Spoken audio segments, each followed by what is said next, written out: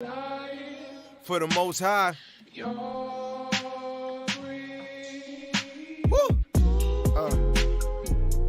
Can't stop thinking about it. 613 laws, statutes, and commandments. If you love the Most High, I think you might want to just keep them. Let's not take away. Let's not make no division. I'm kind of messing up though. I caught myself sinning. But catch me in this position.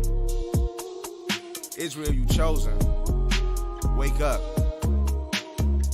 Wake up out of sleep. I wake up out of sleep. For now is our salvation. Near than we believe. The night is far spent. The day is at hand. Cast off the work of wickedness, I demand. Take your time. For the Most High. True. Yahweh Hashem, Yahweh Shai. Yaga. Take your time. For the Most High. Lost. Live your life. For the Most High. Lost. Wake up out of sleep, true. I wake up out of sleep, right? For now is our salvation, near than we believe. The night is far spent, yes. The day is at hand. Cast off the work of wickedness, I demand. Cast off the work of wickedness, I demand. Romans 13:11 got a main concept. 1 Corinthians 15:34.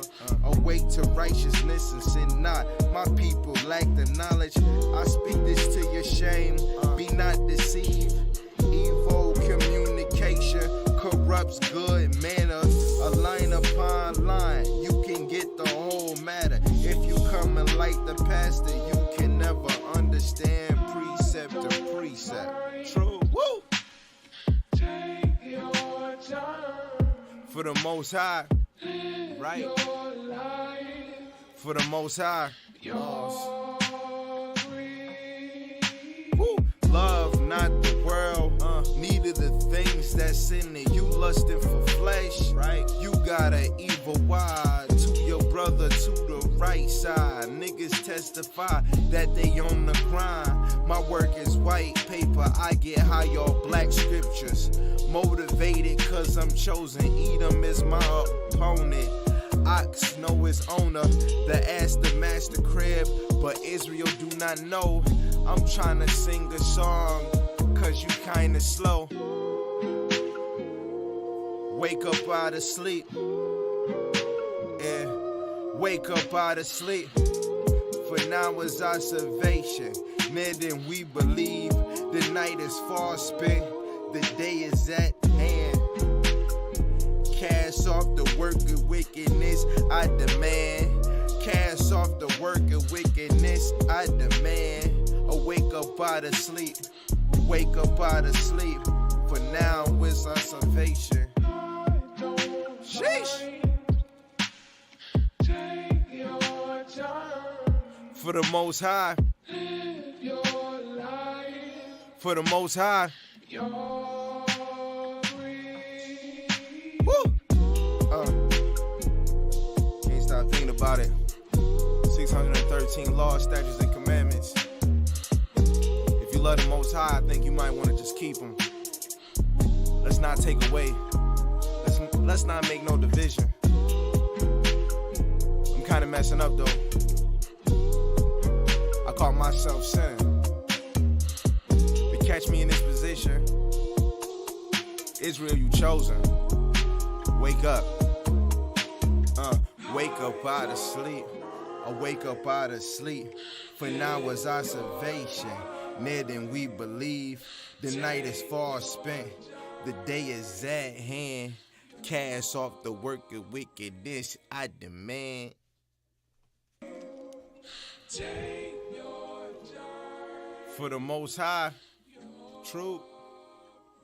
Yahweh Hashem, Yahweh Shai. Yaga. Take your time. For the Most High. Lost. Live your life. For the Most High. Lost. Awake up out of sleep, true. Awake up out of sleep, right? For now is observation. Near than we believe. The night is far spent. Yes. The day is at hand. Cast off the work of wickedness. I demand. Cast off. Blue button, okay. Oh, black, come on, black, bro. Mm-hmm. Yeah, no, I saw that.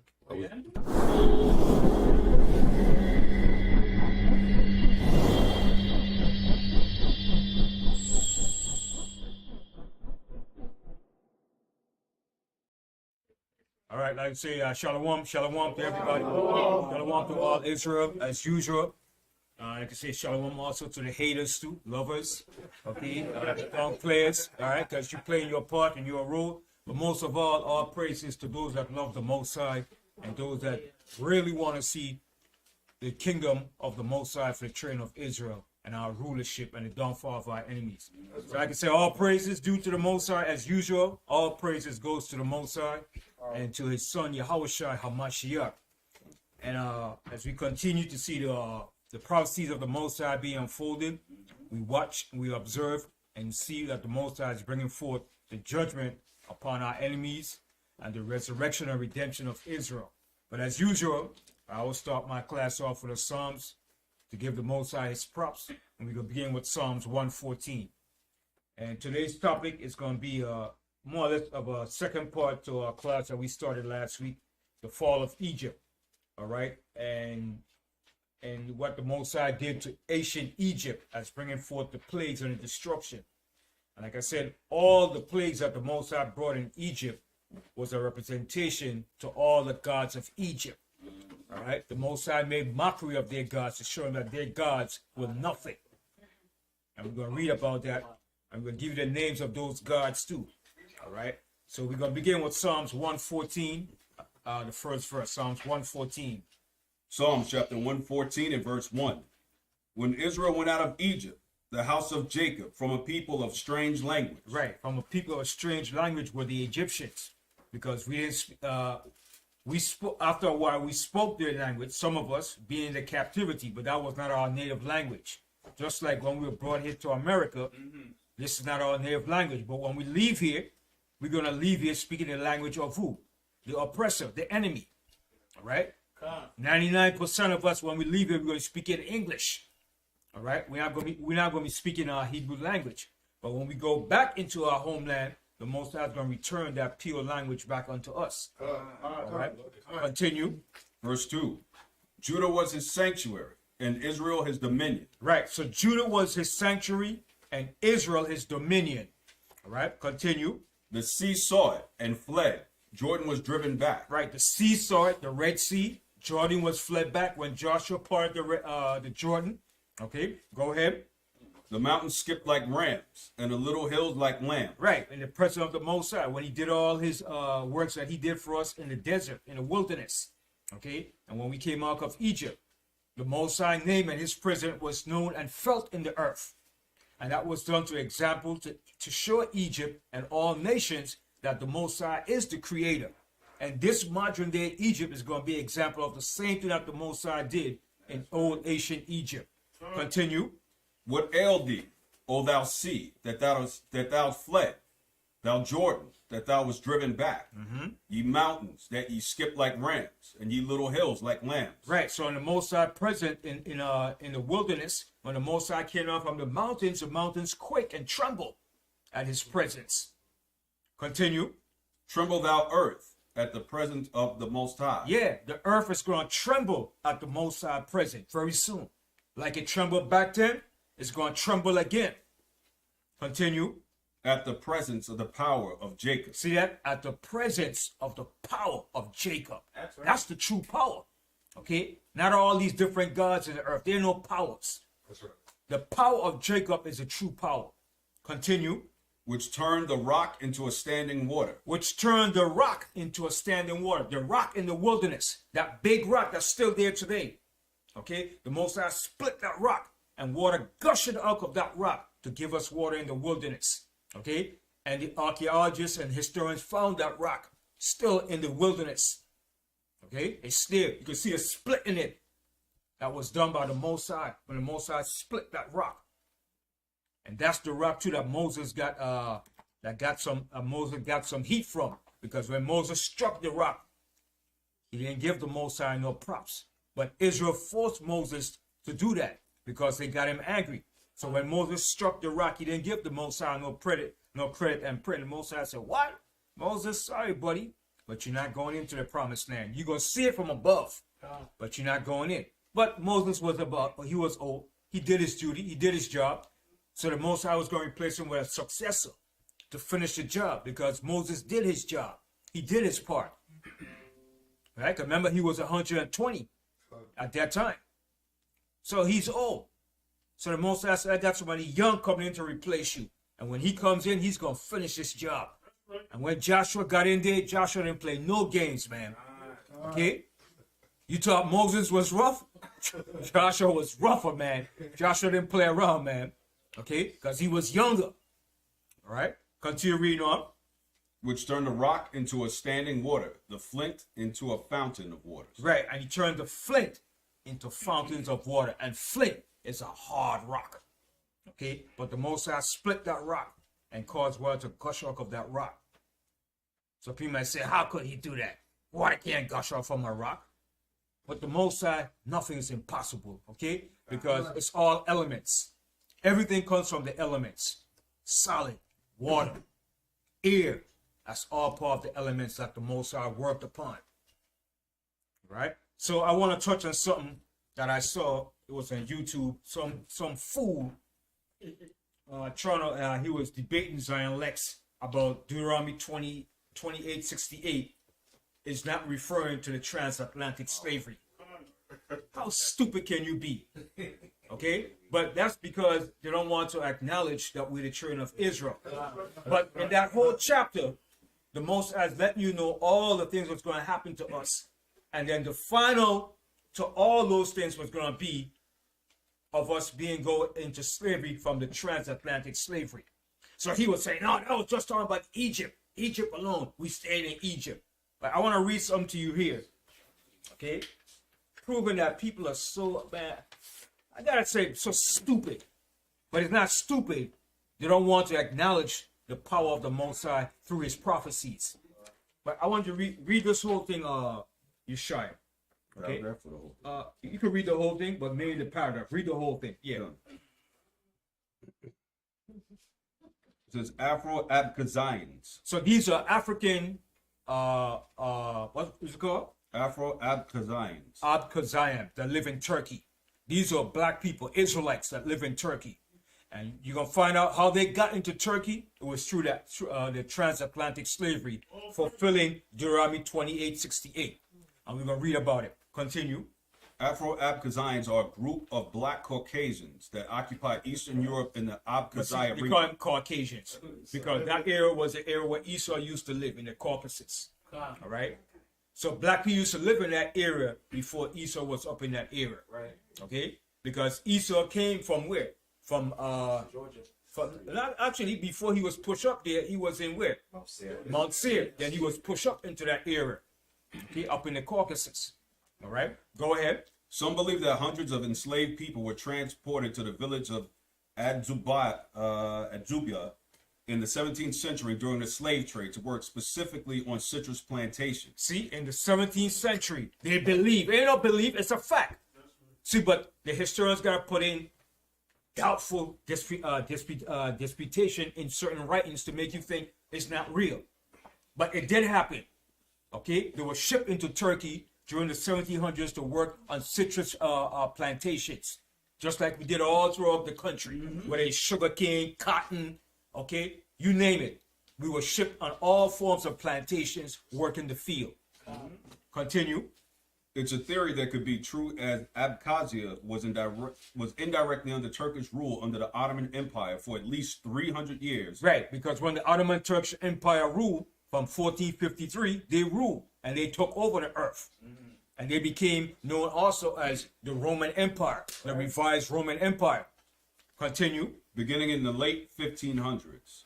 The discrepancies with this theory are, geographically speaking, Abkhazia is a difficult area to reach, and it's unclear if Abkhazia was technically under Ottoman rule. It was under the Ottoman Turkish rule. all the area of Turkey, Egypt, parts of Jordan and all those areas, going back up into Europe, that was all surrounded by the Turkish Ottoman Empire. Continue. But given context clues of the region during this time, bordering country Armenia was under Turkish. Historians believe the enslaved were via Egypt. Through Egypt. Egypt was the transportation era that the slaves were being brought from that era. Okay? So they said, Deuteronomy 28 is only talking about Egypt. We were sold into Egypt. But it's going to tell you what role Egypt played during that time period. Continue.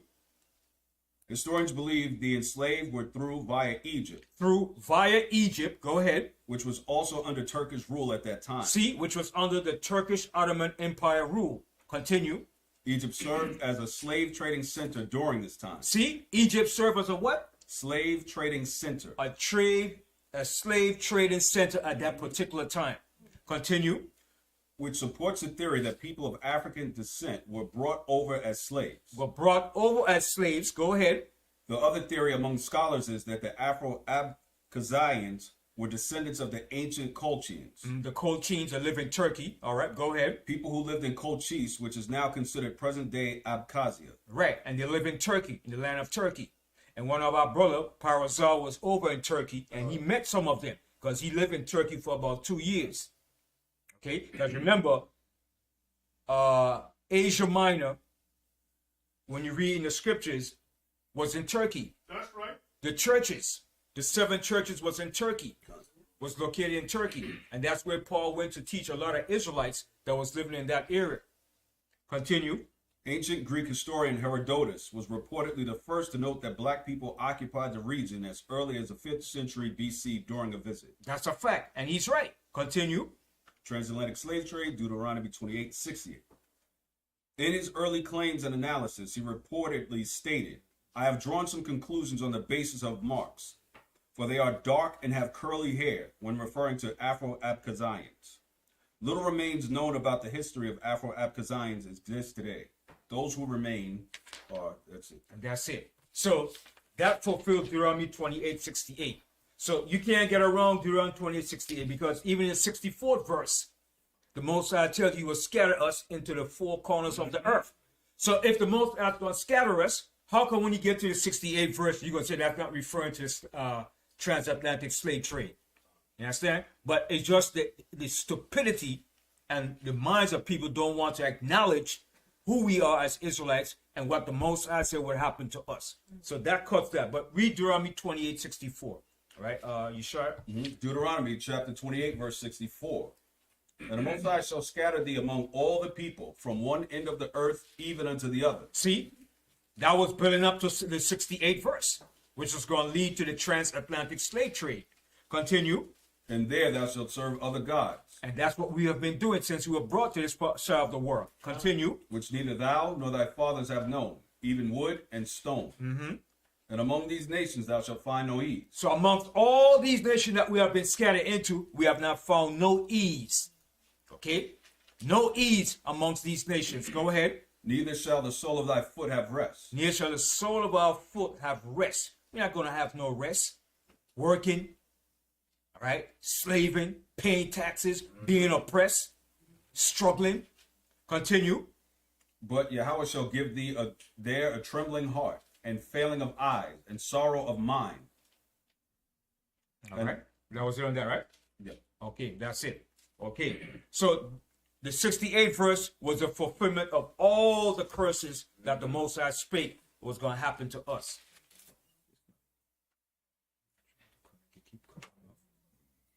All right.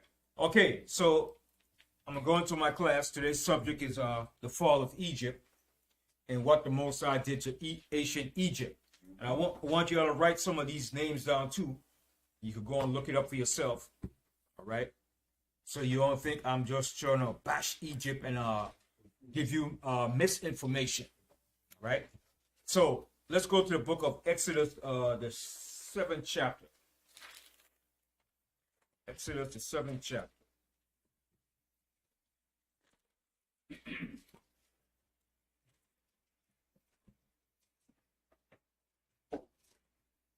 Exodus 7 and start from the first verse. Exodus 7 and 1. Exodus chapter 7 and verse 1. And the Most High said unto Moses, See, I have made thee a god to Pharaoh, and Aaron thy brother shall be thy prophet. Thou shalt speak all that I command thee, and Aaron thy brother shall speak unto Pharaoh, that he send the children of Israel out of his land. Right. So we were strangers in the land of Egypt. So the Most High sent he sent Moses to speak to Pharaoh, because Pharaoh was hardened. Okay, he was full of evil and iniquity. So when he became so hardened, the Most High hardened his heart some more, because he refused to let us go. If you have slaves in your country and they're building up your country and your economy, would you let them go? No. He said, no. I need these slaves to build up Egypt. That's what you're here for. That's what we're here in America for. America became rich off of us. So why would I let the slaves go when I could have free, cheap labor? Let the slaves work. And that's the idea that Egypt felt. When they took back Egypt from the Hyksos, and they started in Egypt, they said, we got our slaves there now. That's what the new king that came said. He said the new king said he knew not Joseph. He didn't regard Joseph. So he said, you know what? What I'm going to do? I'm going to enslave the children of Israel and let them rebuild up Egypt again, all over again. Continue. Exodus 7 and 3. And I will harden Pharaoh's heart and multiply my signs and my wonders in the land of Egypt. So the Most High is going to harden Pharaoh's heart. Continue. But Pharaoh shall not hearken unto you, that I may lay my hand upon Egypt and bring forth mine armies and my people, the children of Israel, out of the land of Egypt by great judgments. See, by the Most High's great judgments. That's the same thing the Most High is going to do to America. He's going to send forth his great judgments on this country. Right? Continue. And the Egyptians shall know that I am the Most High. And they knew that afterwards. Just like America is going to know the Most High is the power when the Most High is finished judging America. Right. Continue. When I stretch forth my hand upon Egypt and bring out the children of Israel from among them. And Moses and Aaron did as the Most High commanded them. So did they. And Moses was 80 years old, and Aaron 83 years old. So the reason why the Most High put this age here, because this was according to the length of our captivity in Egypt. 80 years of slavery in Egypt. Moses was 80 because Moses was born in the slavery. The slavery started with Egypt, with Moses, and it ended with Moses. The slavery did not begin with nobody else. The slavery didn't begin with Joseph, nor did it begin with Jacob. The slavery started with Moses when he was born, and it ended when Moses led us out of Egypt, which was 80 years. That's why the Most High have it there. We spent 215 years in Egypt. Okay? And out of that 215 years, 80 years of it was hardcore slavery in bondage. Okay? The other 215 years was in the land of Canaan with Abraham, Isaac, and Jacob. Then the other 215 years began when Jacob went down into Egypt to the Exodus with Moses. That's the other 215 years, which gives you 430 years put together. Right.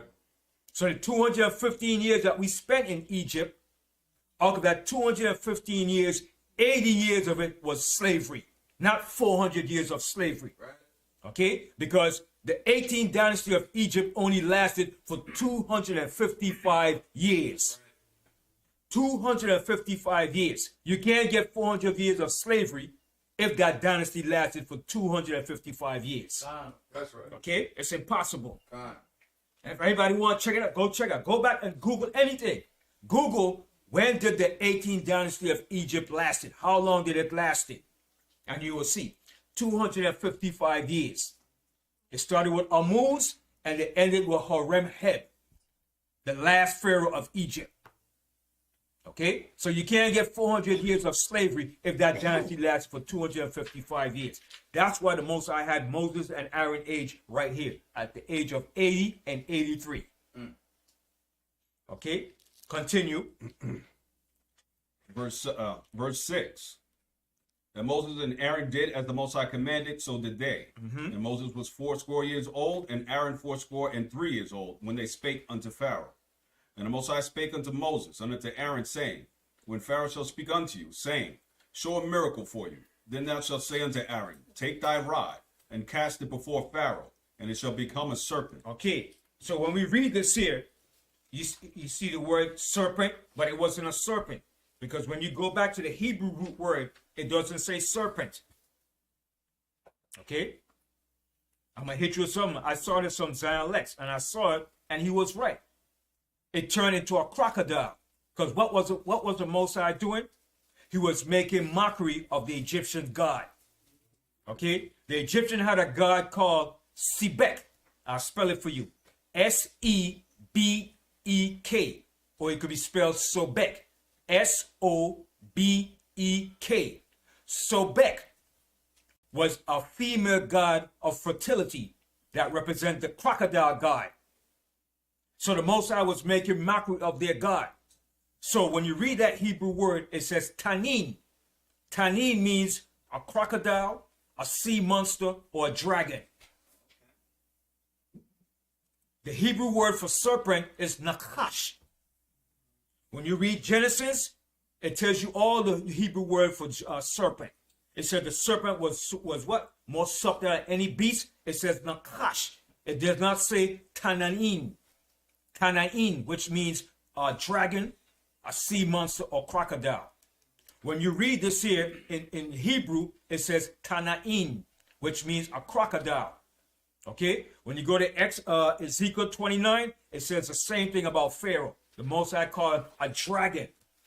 A dragon could also be a crocodile or a sea monster. Okay? And the Most High called him a dragon. A Tananin. Okay? So this here, in this chapter here, it wasn't a serpent. It was a crocodile. So the Most High was making mockery of their god, Sobek. It was a female goddess that wore a crocodile in her head. So the Most High made mockery of them. Okay?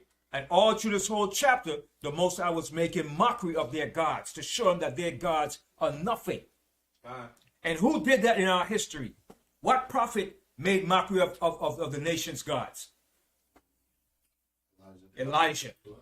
Elijah made mockery. He said, go call upon your gods. And they will call upon, oh, Baal! They're cutting themselves, Baal, gushing blood. And Elijah said, wait a minute. Your God must be sleeping. Your God's on a far journey somewhere. He said, call upon your gods. You know, matter of fact, let's read that. Let's go. I'm going to read back to it. Let's go to 1 Kings, the 18th chapter. Elijah said, call upon your gods, man. Your gods, Baal, must be sleeping on a far journey. So Elijah was making mockery of them. And that's the same thing the Most High did to the Egyptian gods. Let's go to 1 Kings, the 18th chapter. I'm coming right back here. 1 Kings 18. And we're going to begin here. Let's begin from the 18th verse. 1 Kings, the 18th chapter and the 18th verse. 1 Kings 18 and 18. And he answered, I have not troubled Israel, but thou and thy father's house, in that ye have forsaken the commandments of the Most High, and thou hast followed Balaam. See what Israel was doing? Following Baalim, the gods of the Canaanites. Okay, continue. Now therefore send and gather to me all Israel unto Mount Carmel, and the prophets of Baal 450, and the prophets of the groves 400, which eat at Jezebel's table. Right. So Jezebel was a wicked woman. Okay, wicked. And he was following over after Jezebel. So he said, call the prophets of Baal. Call all the prophets of Baal. So Elijah had a contest with them at Mount Carmel to prove them that their gods are no gods. Continue. Verse 20. So Ahab sent unto all the children of Israel, and gathered the prophets together unto Mount Carmel. And Elijah came unto all the people, and said, how long halt ye between two opinions? So Elijah said, how long are you going to be between two opinions? Who are you going to choose? You going to choose the gods of the Canaanites, or you going to choose the Most High? Because Israel famous for that. The Most High said we had a harlot's forehead, always chasing after other gods that are no gods. Continue. If the Most High be God, follow him. Yeah, if the Most High is the Most High, follow the Most High. Don't follow no other gods. Continue. But if Baal, then follow him. But if Baal is a true God, then you follow Baal. And Elijah is going to prove to them that Baal was nothing. And that's what the Most High did to Egypt. Continue. And the people answered him not a word. So the people didn't answer. You know Israel, stubborn and rebellious. Oh yeah, who Elijah think he is? Elijah think he's the Most High spokesperson? Yes, he was. And that's what he's going to prove to Israel. Continue. Then said Elijah unto the people, I, even I only remain, a prophet of the Most High. But Baal's prophets are 450 men. Yeah, Baal had plenty false prophets. So Elijah said, I'm the only one of the most for the Most High. But Baal got all his prophets looking good. Yeah. Okay, go ahead. Let them therefore give us 2 bullocks, and let them choose 1 bullock for themselves, and cut it in pieces, and lay it on wood, and put no fire under. And I will dress the other bullock, and lay it on wood, and put no fire under. And ye call on the name of your God. So Elijah said, no, you call upon the name of your gods. Go call on your gods now. Go ahead. And I will call on the name of the Most High. He said, I will call on the name of the Most High. Continue. And the God that answereth by fire, let him be God. And all the people answered and said, it is well spoken. It is well spoken. It is well spoken, Elijah. You know, Israel forward and rebellious. Yeah, it's well spoken. Go ahead. And Elijah said unto the prophets of Baal, choose you 1 bullock for yourselves, and dress it first, for ye are many. So he said, so he's starting to make mockery of them. Go get your bullocks, get and dress your bullocks. Go ahead. And call in the name of your gods. And call in the name of your gods. Go ahead. But put no fire under. But he said, don't put no fire under it. Don't put no fire for the sacrifice. Go ahead. And they took the bullock which was given them, and they dressed it, and called on the name of Baal. And in the morning, from the morning, even until noon, saying. See, from morning to noon. Calling on Baal, Baal. Crying out to Baal. Okay? Go ahead. O Baal, hear us. Oh, Baal, hear us. Hear us, Satan. All right? Go ahead. But there was no voice, But there wasn't no voice. Baal didn't hear. Baal didn't respond to them. Go ahead. nor any that answered. And they leaped upon the altar which was made. So when Baal didn't answer, they leap on the altar now. Okay, go ahead. And it came to pass at noon that Elijah mocked them, See, Elijah mocked them. Elijah started to make mockery of them. Go ahead. and said, cry aloud, for he is a God. Either he is talking, or he is pursuing, or he is in a journey. So Elijah said, a typical Israelite, man. And the Most High did the same thing to Egypt too. All right? Elijah said, what? Maybe he's talking, maybe he is pursuing, or he's in a far journey. He's gone somewhere. Okay, go ahead. Or peradventure he's sleeping. Or maybe he's sleeping. He's snoring. All right? Go ahead. And must be awake. And you gotta wake him up. He's sleeping. All right? Go ahead. And they cried aloud and cut themselves after their manner with knives and lances. And that's what the nations did. Started cutting himself to gush out the blood. Because that's what Satan wants. That type of sacrifice. Okay? Go ahead. So the blood gushed out upon them. See, the blood was gushing out. That's hedonistic, man. That's paganism. Go ahead. And it came to pass, when midday was past, and they prophesied until the time of the offering of the evening sacrifice, that there was neither voice, nor any to answer, nor any that regarded. See, nobody responded. Nobody. Baal wasn't nowhere around to be found. Go ahead. And Elijah said unto all the people, come near unto me. And all the people came near unto him. And he pared the altar of the Most High that was broken down. And Elijah took 12 stones, according to the number of the tribes of the sons of Jacob, unto whom the word of the Most High came, saying, Israel shall be thy name. And with the stones he built an altar in the name of the Most High. And he made a trench about the altar, as great as would contain 2 measures of seed. Right, so he built a trench around it. Okay, go ahead. And he put the wood in order, and cut the bullock in pieces, and laid him on the wood, and said, fill 4 barrels with water, and pour it on the burnt sacrifice and on the wood. He said, pour all that water on the sacrifice, on the bullocks, and the trench. Pour water all around it. I'm going to show you fools who's the true power. Go ahead. And he said, do it the second time. He said, do it again. Douse it down with water. Okay, go ahead. And they did it the second time. And he said, do it the third time. He said, do it again the third time. Pour more water all over it. Go ahead. And they did it the third time. And the water ran about the altar, and he filled the trench also with water. And it came to pass at the time of the offering of the evening sacrifice. In the evening sacrifice, okay, from morning, okay, showing you how long this thing was going on, from morning to evening. Go ahead. That Elijah the prophet came near and said, the Most High power of Abraham, Isaac, and of Israel. So he said, the Most High power of Abraham, Isaac, and Jacob. The power of Abraham, Isaac, and Jacob. Go ahead. Let it be known this day that thou art the Most High in Israel, and that I am thy servant, and that I have done all these things at thy word. Hear me, O Most High, hear me, that this people may know that thou art the Most High power, and thou hast turned their hearts back again.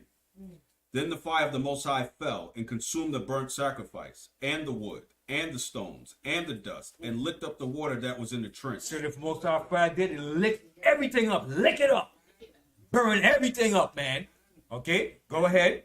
And when all the people saw it, they fell on their faces, and they said, the Most High, he is the power. Yeah, see? And the whole world's going to know the Most High is the power when he's finished with America. Just like he did to Egypt. Go ahead. The Most High, he is the power. Most High, he is the power. Ain't no other power besides the Most High. Continue. And Elijah said unto them, take the prophets of Baal, let none of them escape. So he said, take all the powers of Baal. Don't let nobody escape. Go ahead. And they took them. And Elijah brought them down to the brook Kishon and slew them there. And Elijah slew them, slew their behinds. Get rid of them. Continue. And Elijah said unto Ahab, get thee up, eat and drink, for there is a sound of abundance of rain. All right. So that's it on that. Okay. So let's go back to Exodus now. Okay. We left off in verse 10. And Moses and Aaron went unto Pharaoh, and they did so as the Most High commanded. And Aaron cast down his rod before Pharaoh and before his servants, and it became a serpent. Okay, so it became a crocodile. Okay, which was the crocodile god Sebek. Okay, when you go home, you can look it up. You see the female goddess with a crocodile piece on her head. That represents the god of Sebek, the crocodile god. They had a god for everything. Yes. Yeah, like I said before, they sell that drink called So Be. So be, yeah. It has a lizard on the A lizard on it, yeah, which is the family of a crocodile. Same thing. Yeah. Yeah. All right, go ahead. Verse 11. Then Pharaoh also called the wise men and the sorcerers, now the magicians of Egypt. They also did in like manner with their enchantments. Okay, to prove to you, right, that it was a crocodile, right? Let's go to Ezekiel 29. I'm going to show you something real quick. Ezekiel 29. Because now some people say, Banyamyan going off again. Here we go again. Here we go again. Teach something different now. Banyamyan always going off in the scripture. I know, and that's what they're saying out here. But let me back it up what I'm saying.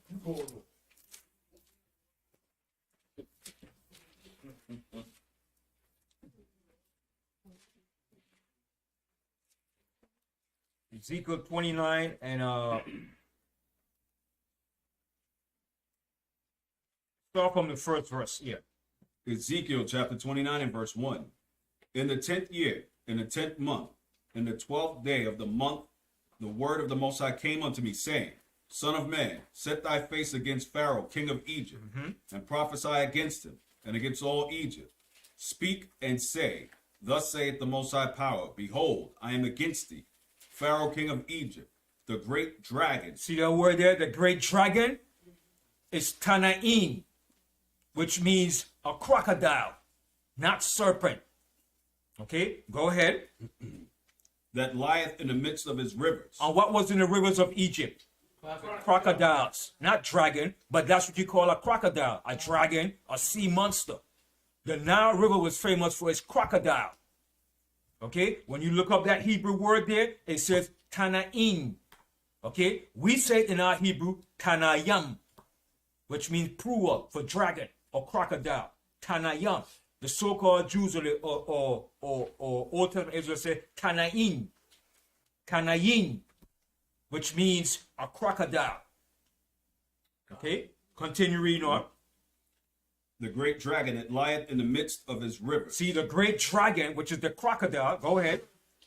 Which hath said, My river is mine own. And that's what the Pharaoh said. The river is mine, the Nile River.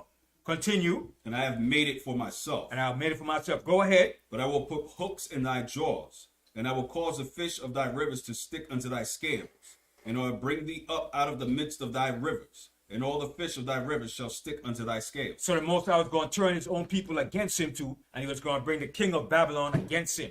But when you read this chapter, you see it's speaking about the king of Egypt, and he was called that dragon. And that dragon represents the crocodile that lives in the Nile River. Okay? Whenever you see dragon, sea monster, it represents a crocodile. Okay? And Right. that Hebrew word there is not serpent. Serpent, when you go to Genesis, the 2nd chapter, and all through the different chapters, in Genesis, the 3rd chapter, when you see the word serpent, it's nakash, which means serpent. You want to say something, Shai? Yeah, the Strong's Concordance number for that in that verse is H8577. Tanaim. Right. And what it says, what it says. It says the second form used in intensive form, marine or land monster. See, a marine or land monster, which is a crocodile. It's an aquatic creature. Okay? That's what they call a monster or a dragon, a crocodile. Okay? Not a serpent. Right? When you read any part in the scripture, you see a serpent, it says nakash. That's the Hebrew word for serpent. Right? Like I said, you go back to Genesis. As a matter of fact, let's go real quick.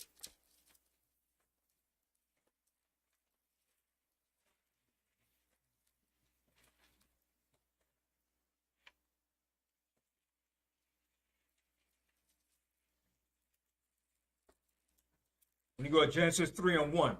Right, let's read Genesis 3 and 1. Genesis chapter 3 and verse 1.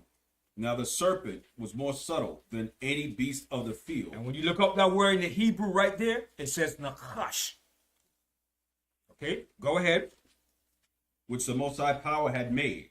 And he said unto the woman, Yea, hath the Most High said, Ye shall not eat of every tree of the garden? And the woman said unto the serpent. And the same word there again is nakash. All through this whole chapter, that Hebrew word there is nakash. Okay, continue. We may eat of the fruit of the trees of the garden, but of the fruit of the tree which is in the midst of the garden, the Most High has said, Ye shall not eat of it, neither shall ye touch it, lest ye die. And the serpent said unto the woman, Ye shall not surely die. Okay, and that whole chapter, the Hebrew word there is nakash. Okay, but when you get to Exodus 7, it doesn't say nakash in the Hebrew. Okay, so Banyama is not going off. Just got to go back to Hebrew and read the Hebrew and see what it says in the Hebrew. But they put serpent because that's the closest form they could use at that particular time. Anything represents like a serpent-like family or reptilian family.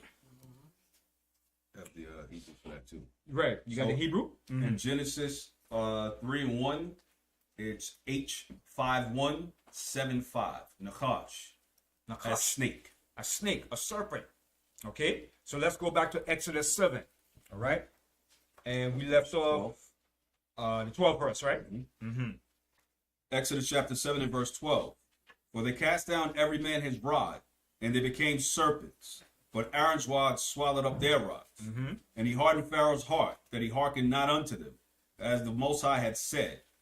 And the Most High said unto Moses, Pharaoh's heart is hardened. Right, because he already had evil intent. So what the Most High did, the Most High said, since you already have that evil intent, I'm going to make you stubborn now. Since you don't want to reverence and respect me, I'm going to harden your heart more. Because he already had the evil intent already to do evil against us. They didn't like us. They didn't like us, man. Okay? And that's why when you read in the beginning part when Joseph was down in Egypt, right before the Hyksos got expelled, and Amuz came and expelled the Hyksos, what did Joseph tell the Pharaoh? What did he tell his brothers to tell the Pharaoh? He told them something specifically. Joseph told his brothers, when you go before Pharaoh, tell the Pharaoh that you're what? You're shepherds. Why? That's abomination to the Egyptians. It was the abomination to the Egyptian, but it was not to the Hyksos. Right. Because the Hyksos were shepherd kings or foreign rulers. So the Hyksos were still ruling at that time when Joseph was in Egypt. Okay, so that's why he told his brothers, when you go before Pharaoh, said you're shepherds, so he could put you where? In the best of the land, which is in where? In Goshen. But the ancient Egyptians didn't like shepherds. To them, it was an abomination. So why would Joseph tell his brothers to tell the Pharaoh, you're shepherds? Would that make sense if the Egyptians hated shepherds? They'd have put us somewhere else. But Joseph says, listen, when you go before Pharaoh, tell him that your occupation, that you're shepherds. Because the Hyksos was doing the same thing too. Okay? And the Hyksos will put them in the best of the most fertile land in Egypt, which was in Goshen. And the Hyksos were living right in the same area called Avaris. Okay, the Hyksos ruled Egypt for 200 years. Then when Tammuz came in, he kicked the Hyksos out. And that was the Pharaoh that knew not Joseph. Remember that. When we were in Egypt at that particular time, the ancient Egyptian was not ruling. When Joseph was ruling in Egypt, the Hyksos were still in Egypt at that particular time. Okay, and the Hyksos was known as foreign rulers of Egypt that took over Egypt. And that was the lowest point in Egyptian history. They hated that because the Hyksos put a whipping in there behind. And when Tammuz came in, he said, oh no, I don't care if Joseph is in here. You got to go. You Negroes got to go in slavery. Okay? So let's continue. Verse 15. Get thee unto Pharaoh in the morning. Lo, he goeth out unto the water, and thou shalt stand by the river's brink against thee come. And the rod which was turned to a serpent shalt thou take in thine hand. And thou shalt say unto him, the Most High Power of the Hebrews hath sent me unto thee, saying, let my people go, that they may serve me in the wilderness. And behold, hitherto thou wouldest not hear. So he became hardened and stubborn, rebellious. Go ahead. Thus saith the Most High, in this thou shalt know that I am the Most High. Behold, I will smite with the rod that is mine in the hand upon the waters, which are in the river, and they shall be turned to blood. Okay, so now, and the Most High turned the river into blood. Okay, now, why did the Most High turn the river into blood? Because the Egyptian had a god over the Nile that was called Hapi. It's spelled Hapi. Hapi. Hapi was the god of the Nile. So the Most High started to make mockery. So the Most High said, okay, you got a god over the Nile River? I'm going to turn it to blood. Let's see if Hapi can return back the river to this normal stage. Okay? Hapi was the god. And the name for the river in Egypt is Itiru. Iteru, which is the Nile River. But the god over that river was the god Hapi. Hapi. So the Most High turned the river into blood to make mockery of their God. Continue. Verse 18. And the fish that is in the river shall die, and the river shall stink, and the Egyptians shall loathe to drink the water of the river. And the Most High spake unto Moses, say unto Aaron, take thy rod, and stretch out thine hand upon the waters of Egypt, upon their streams, upon their rivers, and upon their ponds, and upon their pools of water, that they may become blood. So everything became blood. Everything. So the Most High gave him blood to drink. Continue. And that there may be blood throughout all the land of Egypt. See, there was blood all throughout the land of Egypt. Every vessel that they thought they was going to get fresh water was blood. And their God Hapi couldn't do nothing against it. Go ahead. Both in vessels of wood and in vessels of stone. Check that out. Most High Shem, who's the power? Who's the man? Right. Continue. And Moses and Aaron did so, as the Most High commanded. And he lifted up the rod and smote the waters that were in the river, in the sight of Pharaoh, and in the sight of his servants. And all the waters that were in the river were turned to blood. Turned to blood. Okay, go ahead. And the fish that was in the river died, and the river stank, and the Egyptians could not drink the water of the river. And there was blood throughout all the land of Egypt. And the magicians of Egypt did so with their enchantments. And Pharaoh's heart was hardened, neither did he hearken unto them as the Most High had said. And Pharaoh turned and went into his house, neither did he set his heart to this also. He was still rebellious and hard. Continue. And all the Egyptians digged round about the river for water to drink. So they were digging around, digging so they could get fresh water to drink. Because you know, it's hot in Egypt. And if you can't get no fresh drinking water, that's a bad thing, man. You got to drink blood for water. So the Most High said, I'm going to fix you. Okay? So they were digging, trying to get fresh water. And everywhere they dig, blood just keep coming up. Continue. For they could not drink of the water of the river. And 7 days were fulfilled. After that, the Most High had smitten the river. Right, 7 days. So remember, this was all a build up to what?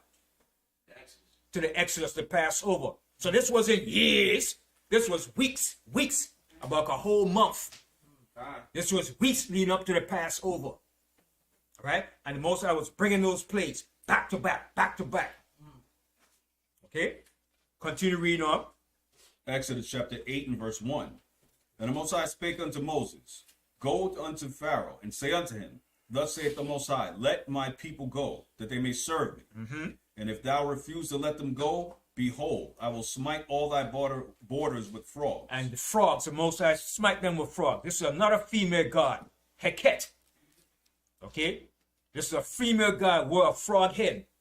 Okay? I'll spell it for you. Heket is spelled Heket. This was the frog god of fertility. Okay? Heket, the fertility god of Egypt. So the Most High was doing to make mockery of them when he brought the frogs. Continue. Verse 3. And the river shall bring forth frogs abundantly, which shall go up and come into thine house, and into thy bedchamber, and upon thy bed, and into the house of thy servants, and upon thy people. So frogs was everywhere, jumping all over. Jumping in the bed, out of the bed. Frogs looking at you and smiling. And you know the Egyptians were proud. They were some proud people. They're scorned. Oh, the frogs doing it here. Moses had the frog up in the bed chambers, up in the palace. Frogs jumping all over.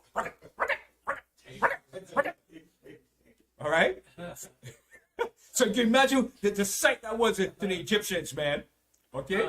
Go ahead. And into the house of thy servants, and upon thy people. See, and upon their people. Go ahead. And into thine ovens. Into the ovens. Frogs jumping in the ovens. And they probably were baking the frogs too. Okay? Smell of frog. Burnt frog. Okay? Go ahead. And into thy kneading trough. And all into the kneading trough where it was the dough to make the stuff. Frogs were all into that stuff. Frogs probably licking the chops. All right? Go ahead. And the frogs shall come up both on thee and upon thy people, and upon all thy servants. And the Most High spake unto Moses, say unto Aaron, Stretch forth thine hand with thy rod over the streams, over the rivers, and over the ponds, and cause the frogs to come up upon the land of Egypt. And there was frogs all over Egypt.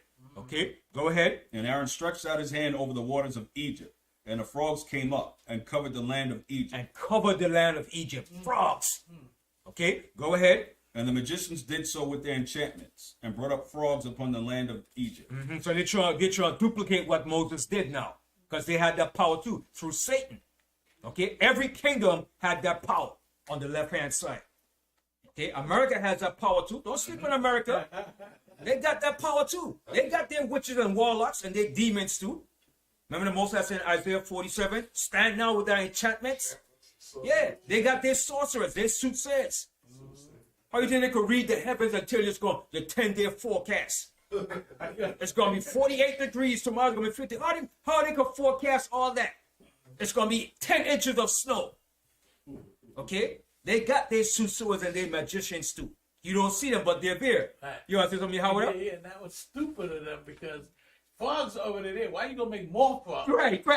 You understand? On their own self. On their own self. Because they're trying to go against the Most High to show that they gods or something.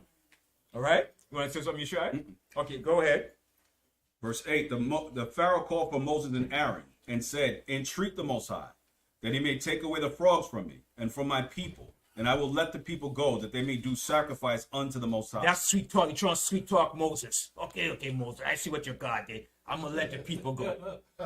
But Moses saw right through the whole scheme. Okay? He's trying to bargain. Okay? Go ahead. Verse 9, and Moses said unto Pharaoh, Glory over me. When shall I entreat for thee, and for thy servants, and for thy people, to destroy the frogs from thee and in thy houses, that they may remain in the river only? And he said, Tomorrow. And he said, Be it according to thy word, that thou mayest know that there is none like unto the power of our Savior. See? And Moses said, you don't know that there's no power like unto the Most High our power. Go ahead. And the frogs shall depart from thee, and from thy houses, and from thy servants, and from thy people. They shall remain in the river only. And Moses and Aaron went out from Pharaoh. And Moses cried unto the Most High because of the frogs which he had brought against Pharaoh. And the Most High did according to the word of Moses. And the frogs died out of their houses, out of the villages, and out of the fields. And they gathered them together upon heaps, and the land stank. Stink. Dead frogs. Stink. Go ahead. But when Pharaoh saw that there was respite, he hardened his heart, and hearkened not unto them, as the Most High had said. Still being hardened. Still refusing. Okay, go ahead. And the Most High said unto Moses, say unto Aaron, stretch out thy rod, and smite the dust of the land, that it may become lice throughout all the land of Egypt. Okay, so the Most High is going to become lice. And the God of the land or the earth was called Geb. G-E-B. That was the Egyptian god of the earth. So the Most High did that to show him, listen, I'm going to smite your land with lice. That's the god Geb. G-E-B. Continue. Verse 17, and they did so. For Aaron stretched out his hand with his rod, and smote the dust of the earth, and it became lice in man, and in beast. And all the dust of the land became lice throughout all the land of Egypt. Wow. And the magicians did so with their enchantments to bring forth lice, but they could not. But they couldn't. They're trying their best. Okay? With their foolish self, man. Go ahead. So there was lice upon man and upon beast. Then the magician said unto Pharaoh, this is the finger of the Most High. So Daniel realized, now listen, man, Pharaoh, this is the hand of the Most High. Stop this foolishness, man. They said, what you doing, man? You're destroying us. We see now this is the finger of the Most High. Because all nations knew about the Most High, but did they regard the Most High? Okay? How did they know about the Most High? Through their fathers, Noah. Okay? Right. They knew about the Most High. Every nation. But everybody wants to go about doing things their own way. Right. Okay? And the Most High is going to show the whole entire world. It's not what you want to do. It's what I want. That's right. But the Most High gave us first his dealings with us and his laws and his commandments to know the Most High. Then our job was supposed to teach the nations the way of the Most High. Okay? Continue. And Pharaoh's heart was hardened, and he hearkened not unto them, as the Most High had said. And the Most High said unto Moses, rise up early in the morning, and stand before Pharaoh. Lo, he cometh forth to the water. And say unto him, thus saith the Most High, let my people go, that they may serve me. Else, if thou wilt not let my people go, behold, I will send swarms of flies upon thee. See? Now the swarms of flies represents the god Kepri. Okay, I'll spell it. It's K-H-E-P-R-I.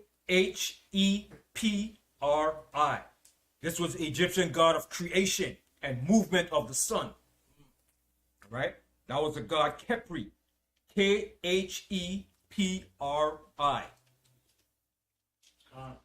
And that god also wore a fly. They had a hat as a fly. They had a god for everything. Just a little something. They were some, there was some damn, yo. They wore the symbol of that fly god. Okay? They actually wore that, man. Wow. Yeah, that's why the Most High, yeah. Looked him up. It said he was represented as a human with the head of a scarab beetle, or simply by the form of a scarab beetle itself. Yeah. There was something, they had a god for everything, man. And that's where the Greeks and Romans got that trap from. Right. Okay, go ahead. You want to say something, Shad? Okay, go ahead.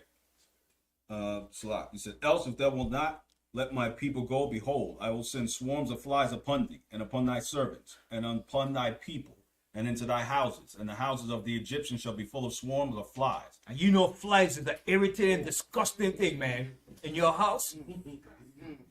Nasty. That flies. And they fast too, man. They can move quick, man. All right. Go ahead. And also the ground whereon they are. And I will sever in that day the land of Goshen. See, because we were in the land of Goshen. That's the land that Joseph gave us under the Hisco's pharaohs. Continue. In which my people dwell, that no swarms of flies shall be there. See, and no swarms of flies were in Goshen. Go ahead. To the end that thou mayest knowest that I am the Most High in the midst of the earth. And I will put a division between my people and thy people. See, most of I'm going to put a division between your people and my people. So when people say we're all the same people. No, we're not. The Most High put a division between us. And the Most High is going to do it in the end again. That's right. That's what the Most High said in the end. The angel is going to sever between us. That's what the Most High said. Let the wheat and the tares grow together until what? The end. When the angel is going to make that separation. Most High know his people. Okay, go ahead. Tomorrow shall this sign be. And the Most High did so. And there came a grievous swarm of flies into the house of Pharaoh and into his servants' house. Yeah, you know, they ain't like that. Pharaoh, the Egyptians, swarms of flies in their house. Go ahead. and into all the land of Egypt. The land was corrupted by reason of the swarm of flies. And Pharaoh called for Moses and for Aaron and said, Go ye, sacrifice to your God in the land. He said, now he's saying, go sacrifice to your God. Okay, go ahead. And Moses said, It is not meet so to do, for we shall sacrifice the abomination of the Egyptians unto the Most High our power. Lo, shall we sacrifice the abomination of the Egyptians before their eyes, and will they not stone us? Right. So we don't want the abomination of the Egyptians. Go ahead. We will go 3 days' journey into the wilderness, and sacrifice unto the Most High our power, and he shall command us. And Pharaoh said, I will let you go, that you may sacrifice unto the Most High your power in the wilderness. Only you shall not go very far away. Entreat for me. See what he's saying? Now he's so arrogant. You ain't going to get far anyway. You're prideful, man. Egypt, all nations were prideful when it came to the children of Israel. Okay, go ahead. Verse 29. And Moses said, Behold, I go out from thee, and I will entreat the Most High that the swarms of flies may depart from Pharaoh, from his servants, and from his people tomorrow. But let not Pharaoh deal deceitfully any more. See, because he was still dealing deceitful. Go ahead. And not letting the people go to sacrifice to the Most High. And Moses went out from Pharaoh and entreated the Most High. And the Most High did according to the word of Moses. And he removed the swarm of flies from Pharaoh, from his servants, and from his people. There remained not one. And Pharaoh hardened his heart at this time also. Neither would he let the people go. Still became evil and rebellious, man. Still had that pride and arrogance. Okay, go ahead. Chapter 9, verse 1. Then the Most High said unto Moses, Go in unto Pharaoh and tell him, Thus saith the Most High, the power of the Hebrews. Let my people go, that they may serve me. So the Most High said, let my people go, the Hebrews, that they may serve me. Go ahead. For if thou refuse to let them go, and wilt hold them still, behold, the hand of the Most High is upon thy cattle, which is in the field, and upon the horses, upon the asses, upon the camels, upon the oxen, and upon the sheep. There shall be a very grievous murrain. Right, a grievous murrain shall plague. So this was the god Hathor. Okay, it's spelled Hathor. This was a god. This was an Egyptian goddess of love and protection, and she wore a cow on top of her headdress. Hathor. Okay, the Egyptian god. So the Most High said, "Okay, I'm gonna plague all your livestock of Egypt." She was a god over all the livestock of Egypt. Man, that's like the bull with the head with the moon inside it. Similar to that. Similar to that. Yeah. Okay. They had a god for almost everything, man. Hathor. Okay. That was, and this was the death of the cattle and the livestock. She represents the livestock of Egypt. Okay. Continue. Verse 4.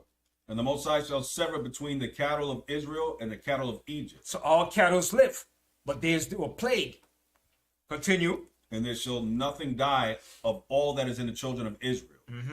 And the Most High appointed a set time, saying, Tomorrow the Most High shall do this thing in the land. And the Most High did that thing on the morrow. And all the cattle of Egypt died, but of the cattle of the children of Israel died not one. Not one. Most High plagued every livestock they had in Egypt. So the Most High was doing, he was diminishing the economy, destroying them. All right, go ahead. Verse 7. And Pharaoh sent, and behold, there was not one of the cattle of the Israelites dead. And the heart of Pharaoh was hardened, and he did not let the people go. He was still hard after all of that. Continue. And the Most High said unto Moses and unto Aaron, Take you handfuls of ashes of the furnace, and let Moses sprinkle it toward the heaven in the sight of Pharaoh. And it shall become small dust in all the land of Egypt, and shall be a boil, breaking forth with blains upon man and upon beasts throughout all the land of Egypt. And they took ashes of the furnace and stood before Pharaoh.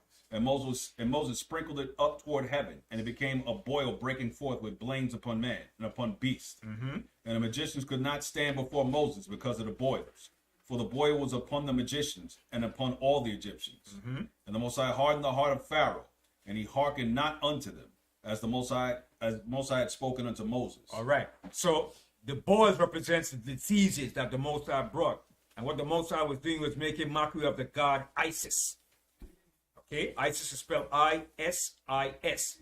She was a god of healings and of medicine. Okay, so the Most High brought those plagues to show him that Isis can't heal you now. Go get ISIS to heal you of all these diseases and plagues. Right? Go ahead. Verse 13. And the Most High said unto Moses, Rise up early in the morning, and stand before Pharaoh, and say unto him, Thus saith the Most High power of the Hebrews, Let my people go, that they may serve me. For at this time send all my plagues upon thine heart, and upon thine servants, and upon thy people, that thou mayest know that there is none like me in all the earth. See, and the Most High showing, listen, there's none like me in the earth. You can't get it yet, dude? What's wrong with you? Go ahead. For now I will stretch out my hand, that I may smite thee and thy people with pestilence, and thou shalt be cut off from the earth. And in very deed for this cause have I raised thee up, for to show in thee my power. See, that's what the Most High raised him up, just like he's raised up America. That's right. To show his power in the last days. Okay, go ahead. That my name may be declared throughout all the earth. And the Most High is going to be declared all throughout the earth when he's finished with America. That's right. Okay, go ahead. As yet exalted thyself against my people, that thou wilt not let them go. Behold, tomorrow about this time I will cause it to rain a very grievous hail, such as has not been in Egypt since the foundation thereof until now. Okay, and this hail was against the god Nut. Okay, N-U-T. He was a god for storms. So the Most High said, okay, I'm going to bring a hail against you, and let's see what Nut is going to do. Okay, the Most High was making mockery of all their gods, man. Most High was being methodical, precisely to all of their gods. The Most High is something else, man. You understand? And Israel, we did the same way too. When we get a chance, we will do the same thing. That's what Elijah did. Okay, go ahead. Verse 19. Send therefore now and gather thy cattle, and all that thou hast in the field. For upon every man and beast which shall be found in the field, and shall not be brought home, the hail shall come down upon them, and they shall die. He that feared the word of the Most High among the servants of Pharaoh made his servants and his cattle flee into the houses. And he that regarded not the word of the Most High left his servants and his cattle in the field. So some of the Egyptians took heed to it. Because when they saw it, they said, man, our gods ain't doing nothing for us. This is the finger of the Most High. They realize it. Okay, go ahead. 22. And the Most High said unto Moses, Stretch forth thine hand toward heaven, that there may be hail in the land of Egypt, upon every man, and upon beast, and upon every herb of the field, throughout the land of Egypt. And Moses stretched forth his rod toward heaven, and the Most High sent thunder, and hail, and fire ran along upon the ground. And the Most High rained hail upon the land of Egypt. So there was hail, and fire mingled with the hail, very grievous, such as there was none like in all the land of Egypt since it became a nation. And that was against the god Nut. Okay, go ahead. And hail smote throughout all the land of Egypt that was in the field, both man and beast. And the hail smote every herb of the field, and brake every tree of the field. So the Most High was bringing down their economy. Okay, and when the Most High finished with that, that was the end of their dynasty. That dynasty ended when the Most High finished plaguing and destroying it. Continue. Only in the land of Goshen, where the children of Israel were, there was no hail. See, in the land of Goshen. Okay, that was a secure land we were dwelling in, and that was our land. Okay, that's the land the Most High gave to Abraham. Okay, let me show you that. Go to Genesis real quick. That's why Joseph told him to take the land of Goshen. Joseph understood this. Genesis the 15th chapter, right? Genesis 15, and start here from the 18th verse. Genesis chapter 15 and verse 18. In the same day the Most High made a covenant with Abraham, saying, Unto thy seed have I given this land, from the river of Egypt. See, from the river of Egypt, where was Goshen? It was located in the river of Egypt, in the Nile Delta Valley, in the lower part of Egypt, which is what called the northern part of Egypt. Okay, whenever you see lower and upper, lower represents the northern part of Egypt, and upper represents the southern part of Egypt. So the Nile Delta Valley was the area of the Nile River. Okay, that was the area of what you call the river of Egypt. Okay, read that verse again.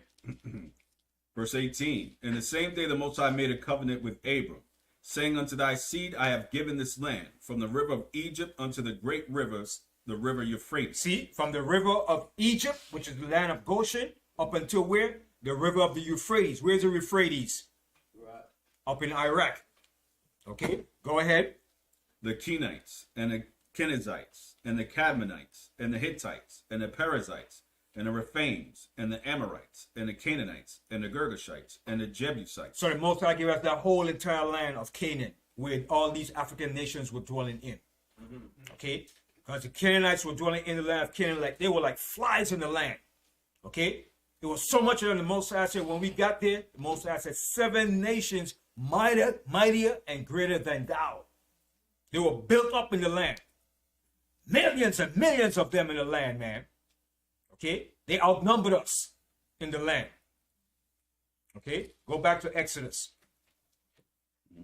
Exodus chapter 9 and verse 26. Only in the land of Goshen, where the children of Israel were, was no hail. And Pharaoh sent and called for Moses and Aaron and said unto them, I have sinned this time. So he said, I have sinned. Now he's acknowledging he's sinned now. Okay, go The ahead. Most High is righteous, You see, the Most High is righteous. Your God is righteous. Go ahead. and I and my people are wicked. And I and my people are wicked. And they are. Go ahead. Entreat the Most High, for it is enough that there be no more mighty thunderings and hail, and I will let you go, and ye shall stay no longer. And Moses said unto him, As soon as I am gone out of the city, I will spread abroad my hands unto the Most High, and the thunder shall cease, neither shall there be any more hail, that thou mayest know how that the earth is the Most High's. But as for thee and thy servants, I know that ye will not fear the Most High. Right. He was just saying to Moses to appease Moses. Okay, go ahead. And the flax and the barley was smitten, for the barley was in the ear, and the flax was bold. But the wheat and the rye were not smitten, for they were not grown up. See, he's just showing you what season it was in. Okay, it was getting ready, approaching to what? The month of Abib, the spring season, where the barley was going to come in. All right, so it was all leading up to the Passover, the spring, the Abib, the springtime. Go ahead. And Moses went out of the city from Pharaoh, and spread abroad his hands unto the Most High. And the thunders and hail ceased, and the rain was not poured upon the earth. And when Pharaoh saw that the rain and the hail and the thunders were ceased, he sinned yet more, and hardened his heart, and he and his servants. See, he's still hardening his heart, trying to appease Moses.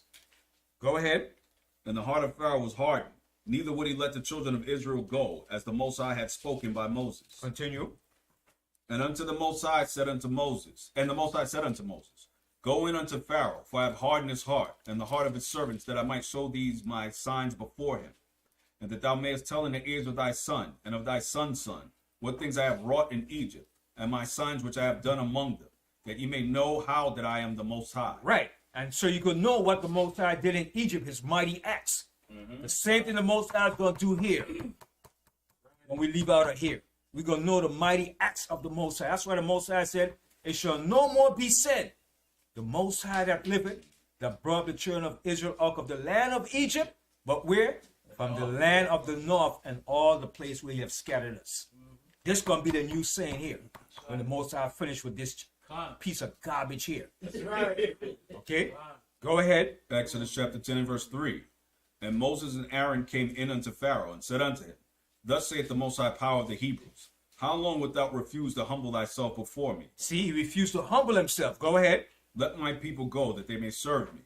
Else, if thou refuse to let my people go, behold, tomorrow will I bring the locusts into thy coast. See the locust? Now the Most High, the locust, okay, that was the god Seth. S-E-T-H. Okay?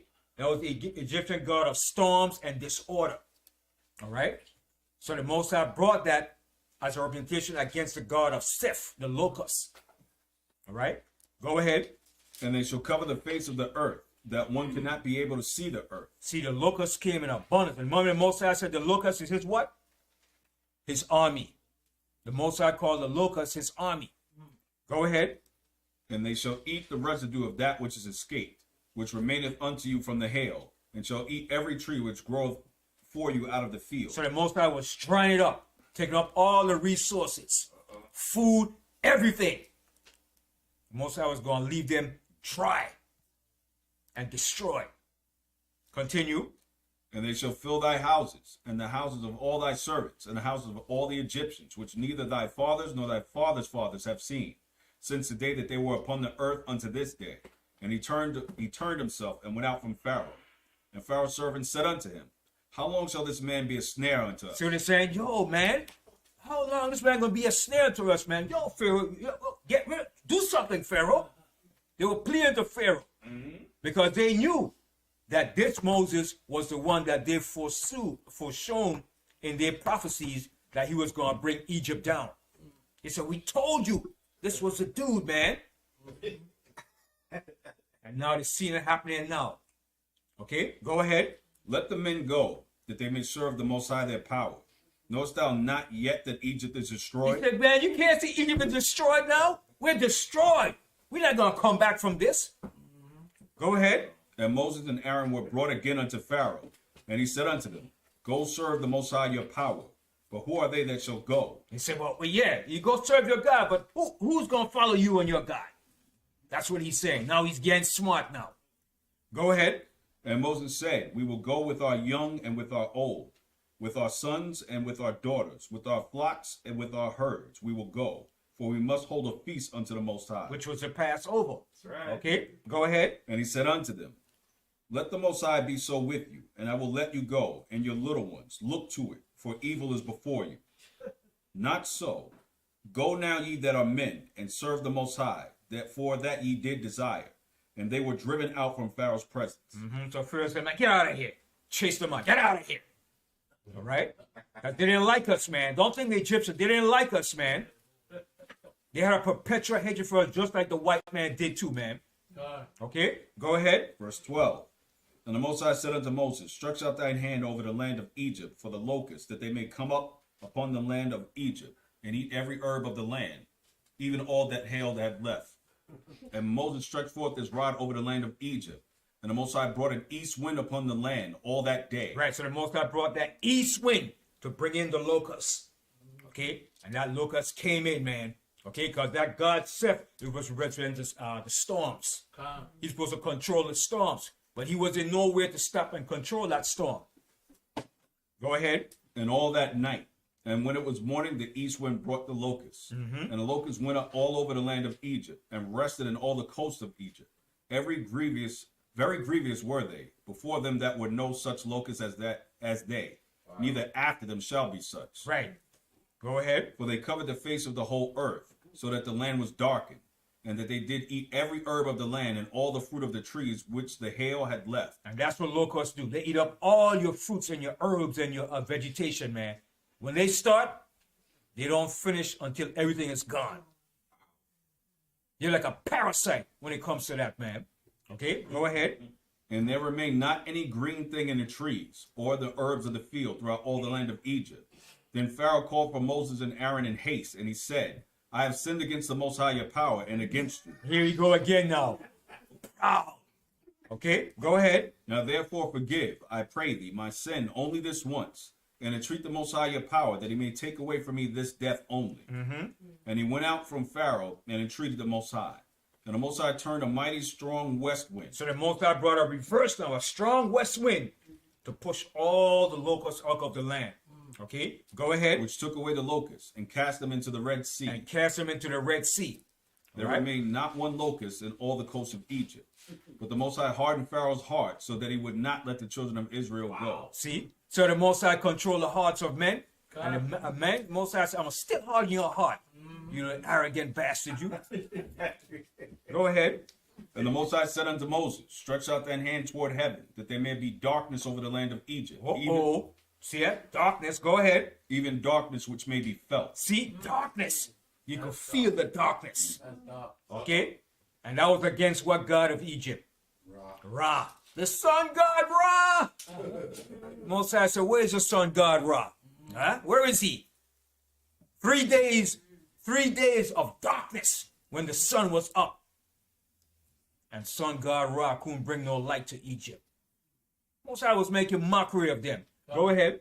And Moses stretched forth his hand toward heaven, and there was a thick darkness in all the land of Egypt 3 days. They saw not one another, neither rose any from his place for 3 days. Now check that out. Imagine you could feel the darkness, how thick it was. You can't see nothing. But in the Apocalypse, it tells you all it was hearing was operations, noise, sounds, demons, tormented. They was going crazy, man. The Most High was hitting them hard, man, from every angle, man. Oh, they're hearing noise. Oh, all kind of demonic operations. They were bugging, man. Like I said, they were losing their mind. They were going cuckoo, man. The Most High plagued them severely, man. Okay, go ahead. But all the children of Israel had light in their dwellings. See, but we had light in Goshen.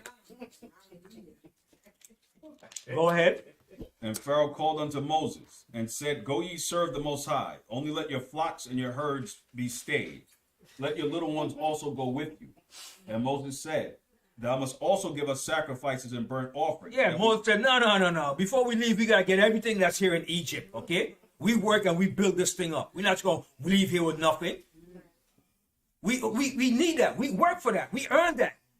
You enslaved us. Okay, go ahead. That we may sacrifice unto the Most High our power. And that's what these politicians should do to this white man. Tell the white man, listen, you owe us, you pay us. You don't get no vote unless you do this for us. But they're compromising with the damn devil. It's the devil. Listen, we built this damn shit up. Give us what we deserve. Okay? That's right. Hell, compromise with the damn devil. You don't do this, ain't nothing going good for you. You give Israel billions, you give us what belongs to us. You give Ukraine billions, what about us? We ain't doing a damn thing that you do right with us. Right. But they, oh no, we just gonna vote for Democrats, Republicans. It doesn't work like that. I heard one time I heard P. Diddy made this saying.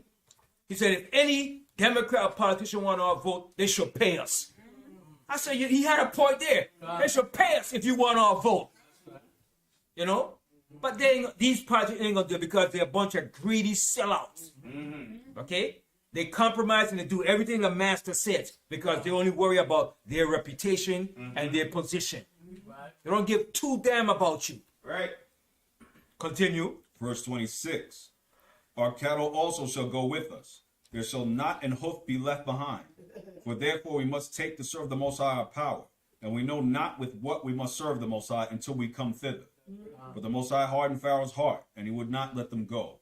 And Pharaoh said unto him, Get thee from me. Take heed to thyself. Now here he go now threatening Moses now. He finally had the cojones.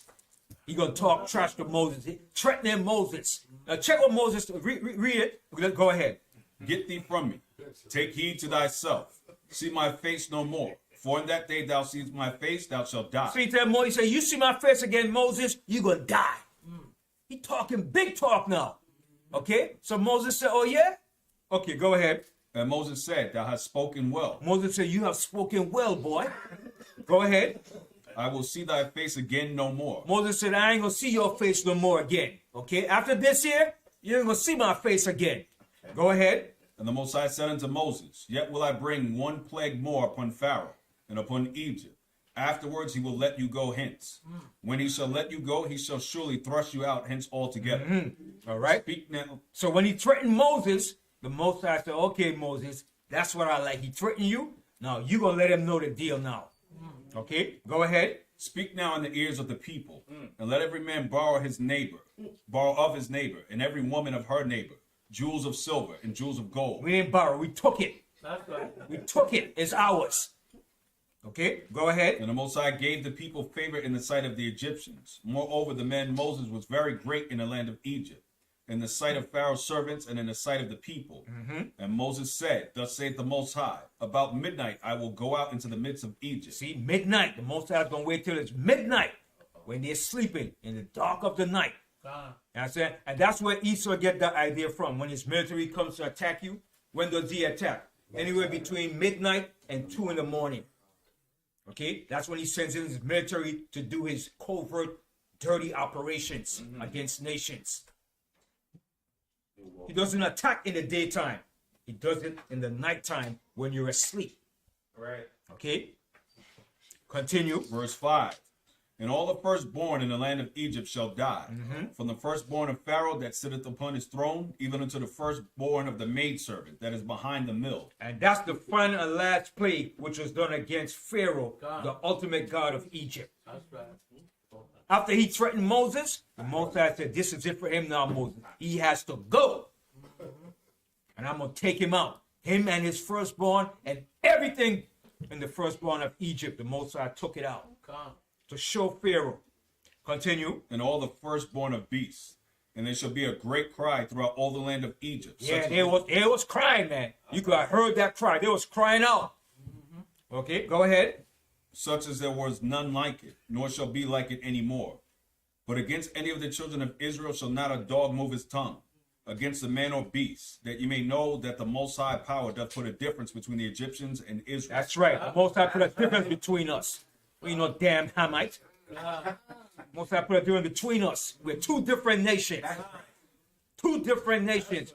Dark but different. That's right. Okay? And the Most High put a difference between us and them.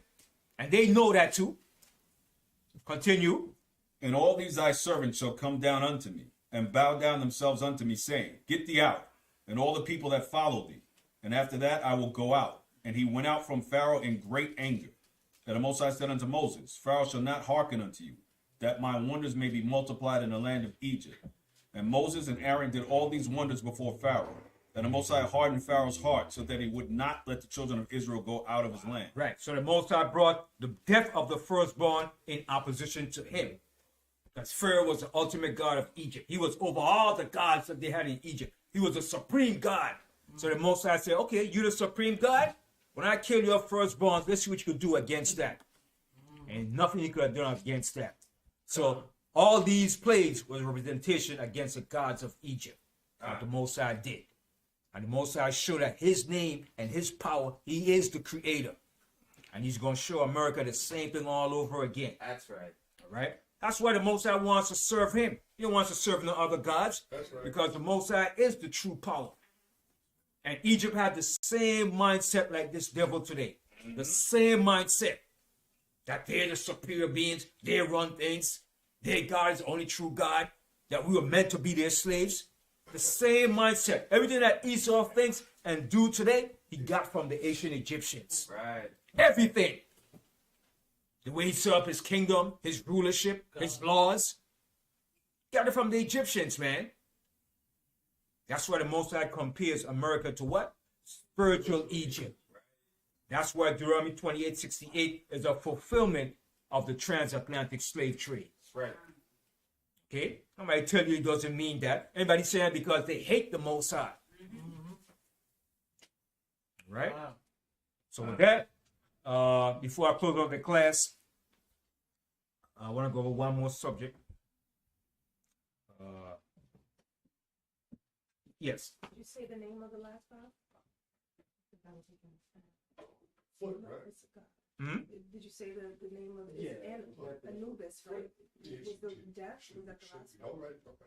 No, that was the god that he went to pray to, Anubis. I knew this. That was the god of death, right? But Pharaoh was the ultimate god of Egypt. He was the ultimate god. He was the god over all the gods of Egypt. He was supreme god, the Pharaoh of Egypt. So the Most High brought the death of the firstborn in opposition to him, to show him that you now gods, know your gods of Egypt are no gods. Okay? That's what it was when he brought the death of the firstborn. All right? And something else I want to show you too.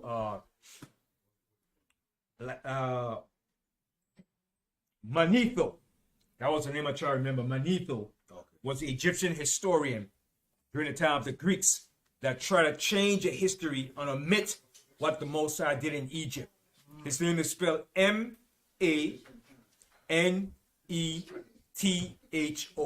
Manetho. Manetho. He was a Egyptian priest who during the time of the Greeks wrote the history of Egypt and omitted what the Most High did in Egypt and tried to omit the history of us being in Egypt. Right? So he tried to omit all that historical facts to change the history of Egypt. Okay? And something else I want to bring out to right. Like I said, the 18th dynasty lasted for 255 years. And that was the end of that 18th dynasty when we came out of Egypt. Then, after that 18th dynasty, you had a eyewitness by the name of Ipua. that wrote the event of all the plagues that took place in Egypt. You spell that name? It's spelled Ipua, and I'll write it down here. I'll spell it for you. The Ipua Papyrus. Give me 1 second. It's spelled Ipuwer. Ipua. The Ipua Papyrus was found in Egypt. It describes violent disturbances in Egypt, slaves escaping, starvation, death, drought. In the drought, Ipua was an Egyptian who was eyewitness to the events. So he took and he wrote that event in the 19th dynasty. All right, so he came into the 19th dynasty and he wrote the events that happened. Okay, so when you hear about Ramses didn't come until the 19th dynasty. Okay, Ramses was not in the 18th dynasty. The 18th dynasty, I'll give you a few names of those pharaohs that were in the 18th dynasty. You had Ammuz, which was the first. All right, Amenhotep the first. I'll spell those names. Amenhotep the second. Thutmose the first. Thutmose the second. Thutmose the third. All right, Hatshepsut, a female pharaoh. Okay, you had what's his name? Akhenaten. Okay, Nefertiri. All right. You had this other pharaoh. His name was called Smenkhkare. Okay, you had Tutankhamun. And Horemheb was the last pharaoh. Okay, but I'll just spell Amenhotep for you. It's spelled Amenhotep. Amenhotep. All right. He was the pharaoh after Ammuz. Then you had Thutmose the first. This is where Moses' name came from. Thutmose. All right. Then you had Thutmose the second. All right. His name is spelled Thutmose. Then you had Hatshepsut. This was a great female that took over as a pharaoh, dressed up like a pharaoh, put on a fake beard, everything. I was sitting in the seat of Egypt. She usurped that position. Her name is spelled Hatssheput.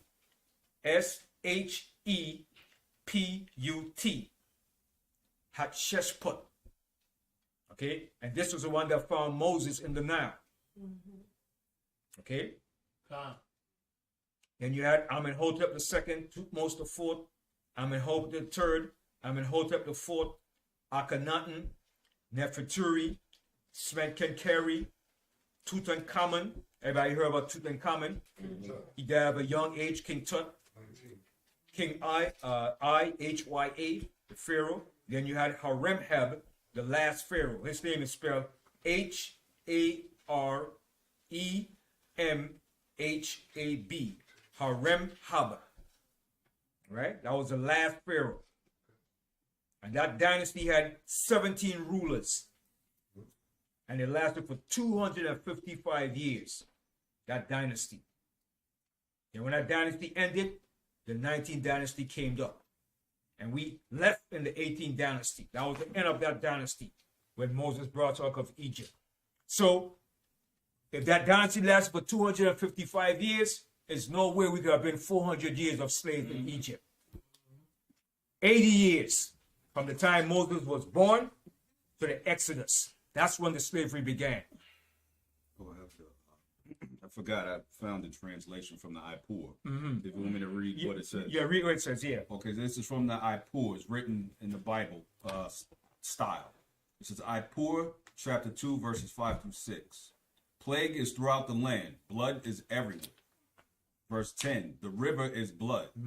Men shrinking from tasting. Human beings and thirst after water. Through 13, that is our water. That is our happiness. What shall we do in respect thereof? All is ruined. And he was an eyewitness to their account. But they try to omit that history. Allow your black Egyptologists to omit that too. And you know where they get that from? From Jeremiah, the Egyptologist. Allow them to get it from him. Trying to omit the history of Israel and Egypt and the accounts that went down. Go ahead. 10. Forsooth, gates, columns, and walls are consumed by fire. Lower Egypt weeps. The entire place is without its revenues. From the hail, the fire, the hail that came down brought fire to the palace. Go ahead. To it belong by right wheat and barley, geese and fish. Forsooth, grain has perished on every side. Because the locusts came and consumed it. Okay. Go ahead.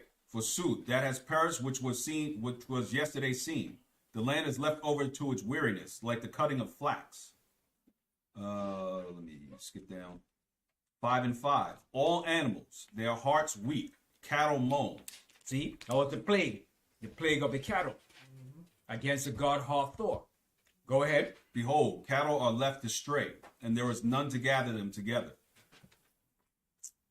9 and 11. The land is without light. Darkness against Ra. The 3 days of darkness. All right. Go ahead. That's all that I got. That's it. So, Ben, can I read some of this? yes. 17. In the Apocrypha, right? Wisdom of Yeah, Solomon. read that. Yeah. I want to start from I'll start from 1. The Apocrypha, Wisdom of Solomon, chapter 17. For great are thy judgments, and cannot be expressed. Therefore unnurtured souls have erred. Unrighteousness men thought to oppress the holy nation.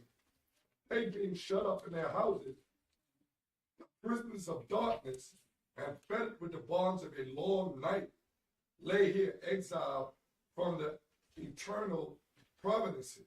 For while they supposed to lie hid in their secret sins, they were scattered under a dark veil of forgetfulness, being horribly astonished and troubled with strange aberrations. With strange apparitions. All right. The Most High was plaguing them. All right. Go ahead. For neither might the corner that held them keep them from fear, but noise as of waters falling down sounded about them, and sad visions appeared unto them with a heavy countenance. Excuse me. No power of the fire might give them light, neither could the bright flames of the stars endure to lighten that horrible night. Only there appeared unto them a fire kindled in itself, very dreadful, for being much terrified, they thought that things which they saw to be worse than the sight they saw not. Right. So the Most High was terrifying them, man. He brought terrors upon Egypt, man. Go ahead. For only there appeared verse 7. As for the illusions of art magic, they were put down, and their vaunting in wisdom was reproved with disgrace. For they that promised to drive away terrors and troubles from a sick soul were sick themselves of fear, worthy to be laughed at. For though no terrible thing did fear them, yet being scared with beasts that passed by and hissing of serpents, they died for fear, denying that they saw the air which could of no side be avoided. The wickedness condemned by their own witness is very tumultuous, and being pressed with conscience always forecast its grievous things. For fear is nothing else but a betraying of the succors which reason offered, and the expectation from within being less, counted the ignorance more than the cause which bringeth the torment. But they sleeping the same sleep that night, which was indeed intolerable, and which came upon them out of the bottom of inevitable hell, were partly vexed with monstrous apparitions. Right. With monstrous operations, man. All right. Go ahead. And partly fainted, their hearts failing them, for a sudden fear and not looked for came upon them. So then whosoever there fell down was straitly kept, shut up in a prison without iron bars. For whether he were husbandman or shepherd, or a laborer in the field, he was overtaken and endured that necessarily, which could not be avoided. for they were all bound with one chain of darkness, whether it were a whistling wind or a melodious noise of birds among the spreading branches of a pleasing fall, or of water running violently, or a terrible sound of stones cast down, or a running that could not be seen of skipping beaks. Right, so the Most High was tormenting them with all sorts of different noise and noises from unstrange noise that they have never heard before. The Most High was just terrifying them in every which way he could, man. And they were still hardening their hearts, man. All right, go ahead. Or a roaring voice of most savage wild beasts Right, you hear the noise of wild beasts and you can't see it. in the dark, All right, go ahead. rebounding echoes from the hollow mountains. Right, so everything was echoing from the mountains, echoing. You could hear it. Like when you're out in a jungle and you hear a bird, and then you see like thing running through. You're like, what the hell is that? They say, well, you say in the jungle in the nighttime, it's not quiet, man. I think it's noisy, man. It's a scary feeling, man. All right, go ahead. These things made them to swoon for fear. See, swoon for fear. Go ahead. For the whole world shined with clear light, and none were hindered in their labor. Over them only was spread an heavy night, an image of that darkness which should afterwards receive them. But yet were they unto themselves more grievous than the darkness. That's it. That's it. All right. Okay. So it's 2 o'clock. So with that, Okay, you got time for another one? for another Class, go ahead. another class. Nah, I'll tell you for next time. All right. But before I close out, is there any questions in what we just went over today? Yes. When the verse said terrible aberration, it means ghosts? Yes. Ghosts, demons, Spirits. spirits. All right. Because when you go to the book of Psalms, let me find it real quick. In Psalms, the Most High said he sent demons.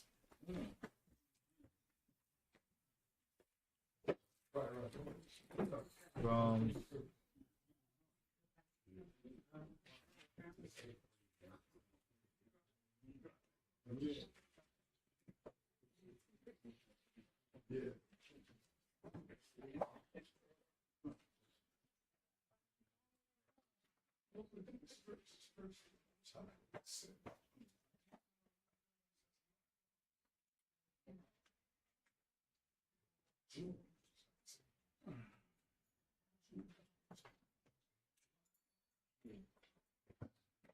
give me 1 second. I think it's Psalm 78.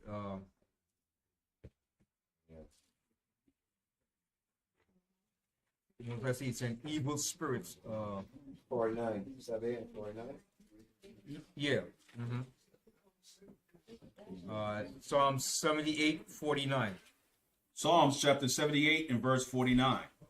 He cast upon them fierceness of his anger, wrath and indignation, and trouble, by sending evil angels among them. So the Most High said he sent evil angels among them. Those are those operations. All right. But you know what?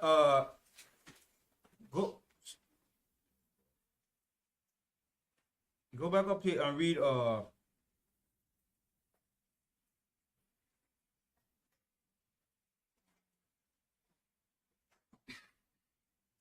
read the 42nd verse. Verse 42. They remembered not his hand, nor the day when he delivered them from the enemy, how he had wrought his signs in Egypt and his wonders in the field of Zon, and had turned their rivers into blood, Turn your rivers into blood. Go ahead. and their floods that they could not drink. He sent diverse sorts of flies among them, which devoured them, and frogs which destroyed them. He gave also their increase unto caterpillar, and their labor unto the locust. See? So the Most High was destroying them on all levels, man. Go ahead. He destroyed their vines with hail, and their sycamore trees with frost. He gave up their cattle also to the hail, and their flocks to hot thunderbolts. He cast upon them fierceness of his anger, wrath and indignation, and trouble, by sending evil angels among them. Go ahead. He made his way to anger. He spared not their soul from death, but gave their life over to pestilence, and smote all the firstborn in Egypt, the chief of their strength in the tabernacles of Ham. So let you know, in Egypt, that's the name of Egypt, the land of Ham. All right, go ahead. But made his own people go forth like sheep, and guided them in the wilderness like a flock. And he led them on safely, so that they feared not, but the sea overwhelmed their enemies. And he brought them to the border of his sanctuary, even to his mountain, which his right hand had purchased. He cast out the heathen also before them, and divided them in their inheritance by line, Which is the land of Canaan, the Canaanites. Go ahead. and made the tribes of Israel to dwell in their tents. Yet they tempted and provoked the Most High power, and kept not his testimonies, but turned back and dealt unfaithfully like their fathers. They were turned aside like a deceitful bow. That's us, Israel. After all the Most High did for us, man, that's what we did. Go ahead. For they provoked him to anger with their high places, and moved him to jealousy with their graven images. When the Most High heard this, he was wroth, and greatly abhorred Israel, so that he forsook the tabernacle of Shiloh, the tent which he had placed among men, and delivered his strength into captivity. See? And Most High always deliver us to captivity when we messed up.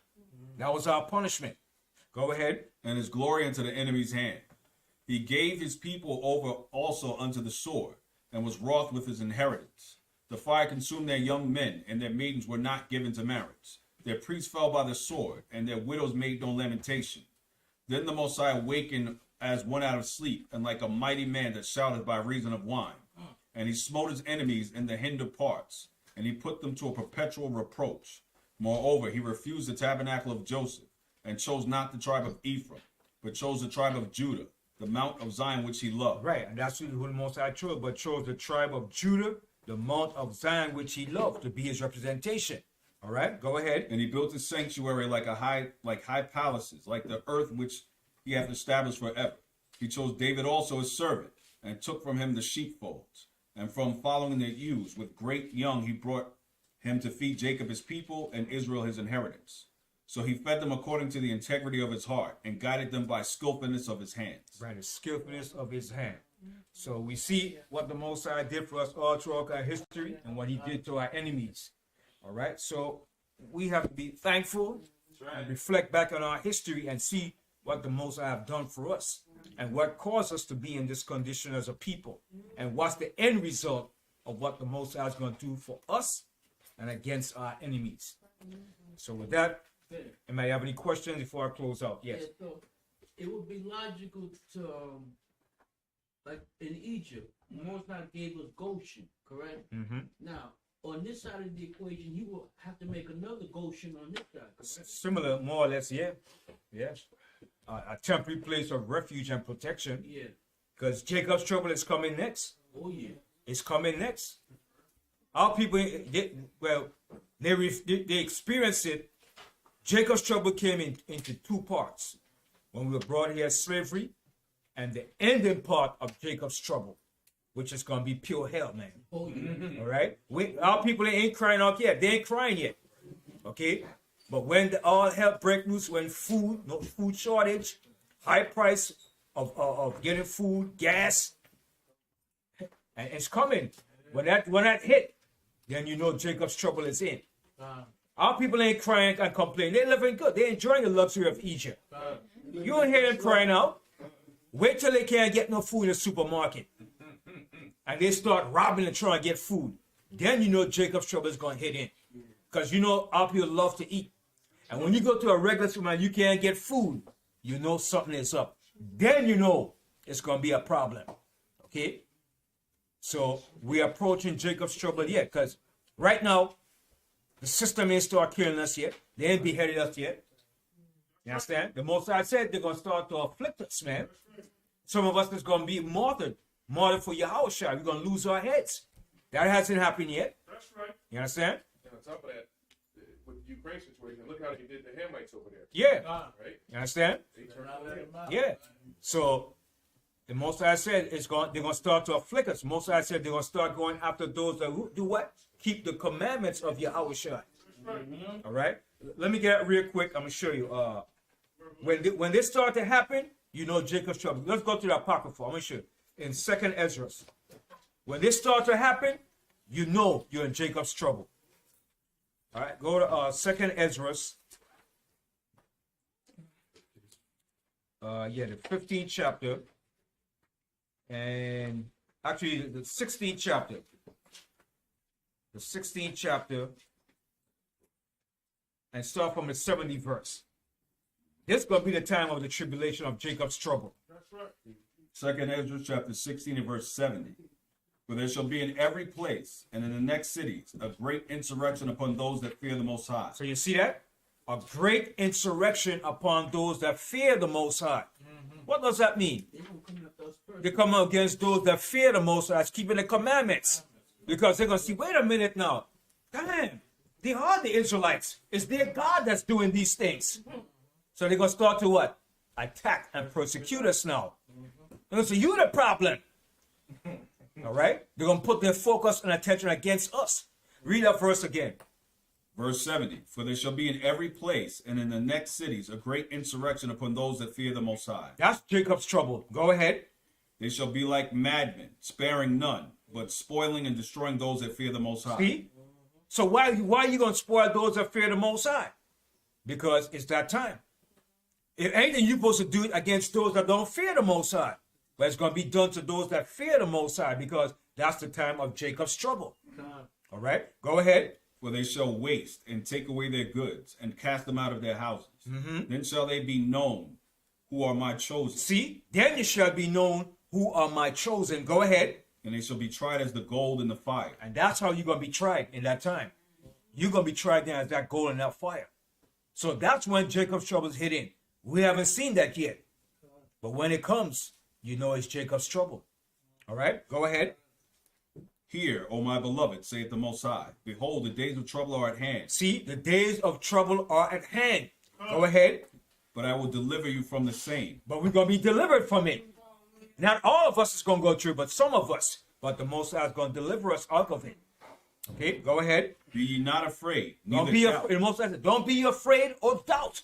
Go ahead.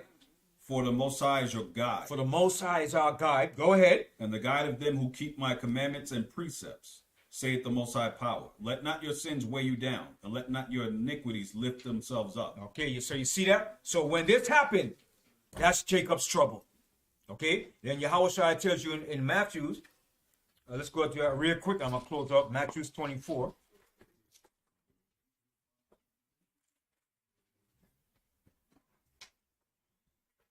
Matthew 24 and the 21st verse. Matthew 24 and 21. For then shall great tribulation, such as was not since the beginning of the world to this time, no, nor ever shall be. And except those days should be shortened. See, except the Most High shorten those days, man. The Most High have to shorten this thing up, man. Okay, go ahead. There should no flesh be saved, There shall no flesh be saved. Go ahead. but for the elect's sake, But for the elect's sakes. All right, go ahead. those days shall be shortened. Those days shall be shortened. Continue. Then if any man shall say unto you, Okay, that's it. All right, so with that, Man, I got one more for this. yes, bring it. Revelation chapter 12, verse 12. That's right, bring it, right. And the dragon was wroth with the woman. Right, so the dragon's going to be angry with the woman. This is Israel. He's going to be angry. Okay, go ahead. And went to make war with the remnant of her seed. And that's